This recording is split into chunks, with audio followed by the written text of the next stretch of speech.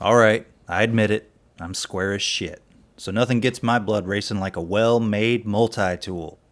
In fact, I've been known to waste 10 minutes of a helpless soul's time at work when someone makes the poor choice of asking for a multi-tool recommendation. Hey guys, don't worry, I got this. As no one gets up. If you spent some time on this channel, I wouldn't, but if you have, you'd know my preferred tool is a Leatherman Wave, after years of my gateway tool, the PST. Multi-tools are delightful if you're a dork that needs to get hit, or often use a limited tool set for stuff like, say, stage lighting fixtures. You have flatheads, Phillips head, pliers, knives, basically most of the stuff you need in a small package that you can carry around on your belt all day as a sex repellent. Almost as effective as reading those steel specs, or talking about your YouTube channel, otherwise known as Pillow Talk, your cold, lonely pillow. I've been told for a few years now that the Victorinox Swisstools are as good or even better than Leatherman's. I reviewed the larger Swisstool a while back. It was nice, and now I have the chance to check out a more compact version of it, the Swisstool Spirit XC, which is somewhere in size between the Leatherman PST and Wave. A cool subscriber donated his to the channel, presumably because he had another 24 laying around, like I do. I mean, I don't have this one, just other ones. I run a YouTube channel, okay? We can talk about it if you'd like. Hey, come back. Hey, we're getting into the good stuff, like the dimensions. It's a multi-tool review, so this is no longer the slow part. It's all the slow part, like the weight with and without the sheath. We're closing in on the end of Act 1. Heavier than a PST, lighter than a Wave, and full-size Swisstool. Ooh, the close thickness and the lengths.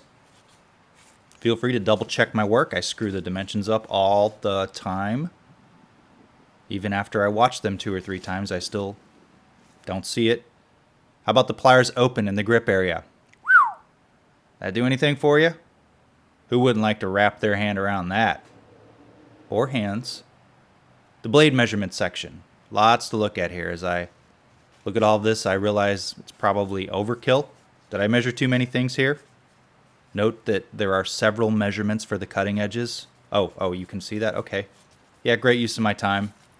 And the part where I measure the saw and file, this is it, folks. What will Act 2 bring? That's right, in-depth discussions of all the tools and macros of them, too. There's no minutia, too mundane for a YouTube video art dissertation, so you're aware of the full-size Swisstool, which I reviewed earlier, which has a few minor model variations concerning the main blades and the scissors and other things that make you want to punch me. Same basic look on the outside, but a few of the internals are different. Well, the Swisstool Spirit is no different in that there are also differences. You have the XC seen in the video with the sheep's foot blade, scissors, but no straight edge, except me. And the Spirit S, no scissors, but separate sheep's foot and straight edge blades. Cool. Spirit X with the scissors and a drop point. Probably the one I'd choose, the Spirit X. And then some other minor variations with deluxe kits, black oxide, whatever. I'll link the page where I stole this information below the video. It should be noted that those deluxe kits with bit drivers and ratchets, those are separate miniature tools that come with this. Not like the switchable bits for like a Leatherman Wave. There are no easily swappable parts on the Swisstool Spirit. The Swisstool Spirit is like the full size in function basically. You get nearly identical tool sets on each one, provided you kind of match up the variations. All the internals are accessed externally while the pliers are closed with your weak hands, and both all have locking tool sets. The Spirit is just smaller, lighter, chromier, yeah that's a word, look it up, and more curved, like a sex robot from the 30s. Buy the full size if you need those larger pliers and extra weight on your belt. For my needs, I like the Swisstool Spirit. First up, the pliers. The pliers on the full size open up a few millimeters larger than the Spirit for slightly larger bolts. But essentially the plier heads are the same-ish size, although the full size has beefier sides. Both have wire cutters. Okay. Let's go with the Spirit tools. Let's look at them. First, the sheep's foot serrated. You open the tool, it locks. Then you pull back the lock to unlock it, like all the tools on this. Just stunning. Part of the edge is straight edge, closest to the handle, which is opposite from most partially serrated knife blades. Usually the serrated is closer to the handle. Then is a 7.3 millimeter wide chisel scraper with wire stripper functionality. I prefer to use a knife straight edge blade for stripping wires rather than learning how to properly, awkwardly use these. And no, I don't need anyone linking a video on how to do it properly. Then the 6.3 millimeter wide flathead and beer bottle opener.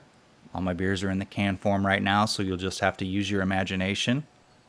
So after you get your drink on, then go home with something to poke on, because there's an awl and a hook. Awls are for poking, and the hook is there so they can add another feature to the product description. And of course, the saw.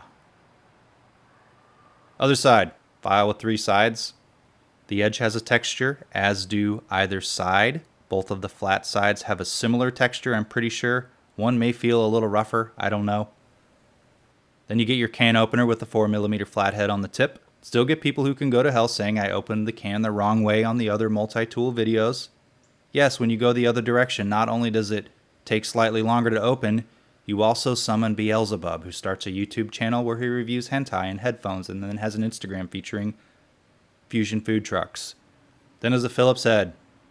Then the 2.7mm flathead. All kinds of screwing options here, folks.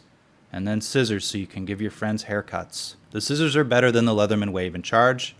You're like, ha, told you Swisstool was better. Alright, let's talk sheaths, guys, for about 20 minutes. Here you see the Spirit sheath, the new Wave partial leather sheath, the PST sheath, and the new improved nylon sheath that comes with the Charge TTI Plus. Literally one of the most boring things you've ever looked at. I prefer slim leather sheaths and not something bordering on personal tool chests, like the TTI one. The Spirit sheath is made of leather and has a Velcro closure. I like the snap on the PST sheath better, as it's lasted just fine for about 18 years. I guess the Velcro one for the Spirit is a close second. Okay, so what about comparisons? What tool is the best? Probably a SOG, because I haven't reviewed one of those and someone will tell me below that SOGs are better. Good. The Spirit is really nice. It has slightly longer handles than a Wave, and if you're really feeling for it, like an asshole on YouTube might, probably the Spirit has a slightly more comfortable handle, and it's longer, so if you have slightly larger hands. At the expense of traction, though, if you're a nerd and your hands, are sweatier and clammier than those of a standard person with his normal T levels, take that into consideration. By the way, though, none of these pliers are spring-loaded. Someone asked me last time if they were. When squeezing the Swisstool, there's more flex in the handle inward, though. The Wave, still my favorite. I like that you don't have to trade off any of the following tools like you do on a Swisstool model. You can get a serrated saw, straight edge, and scissors on the Wave. Every Wave has those. I don't necessarily use every one of those that much, but it's nice having them in survival situations. The Leatherman uses a combination can and bottle opener, so it actually saves a tool. And then there's the bit system. The Leatherman Wave is more efficient with the space and tools given. Okay, there's no awl on the Wave. However, I often use a blade in place of an awl. Believe it or not, you can poke stuff without breaking your knife tip if you're careful. Leatherman also has the 25-year warranty. You can break anything on it, they fix it, ship it to them, they ship it back. I have never used a Victorinox warranty, but the wording isn't quite as unconditional, although it is for a lifetime, I believe. The Wave's needle nose is thinner and longer near the tip, so in theory it could get into tighter spaces. The file on the Wave and the Charge is also better than the Victorinox. A diamond side and, the metal side, or wood and metal, I don't know, whatever you want to call it. The Charge is like the Wave, but with thicker, squarer handles. Same tools as Wave, but somehow heavier because of the titanium scales on top of the stainless steel frame that are on the Wave. There's a little more traction to the handle, and you get that S30V blade and the gut hook on the serrated. So that's the improvement. From an ergonomic and weight standpoint, the Wave is better. Save yourself $80. Here it is next to the full-size Swisstool again. The Spirit and the full-size, just in case you forgot. How about the Leatherman Surge? I'm sure somebody wants to see a picture of the Leatherman Surge. This is a larger multi-tool, like the full-size Swisstool. Too big for me to carry, and not any tool advantages over the Wave. What about a Victorinox Swiss Army Knife Champion? This isn't really comparable to a multi-tool because it's not really got the great pliers like I like on a multi-tool. But I have it here in case someone wants to see it. Someone will, I promise you. Let's look at some of the tools side by side while we wrap it up. I still prefer the Wave. While it's true, someone might say, and they do, that there are technically more tools to pull out on the Spirit. Well, again, it's true. And it's also true that Leatherman tools break. It's happened to me, and Leatherman has taken care of it every time, no questions asked. The Wave is more efficient in its tool usage, though. The bit system gives each screwdriver dual functionality, and that small tweaker screwdriver on the Wave, neither Swisstool has that, and that's one of my favorite tools. The Victorinox, though, has its advantages. The pliers open and function much smoother. There's a noticeable difference. Waves and charges close pretty awkwardly sometimes. If you don't close them the right way, they jam up. For what it's worth, here is how I close a wave to keep it from jamming.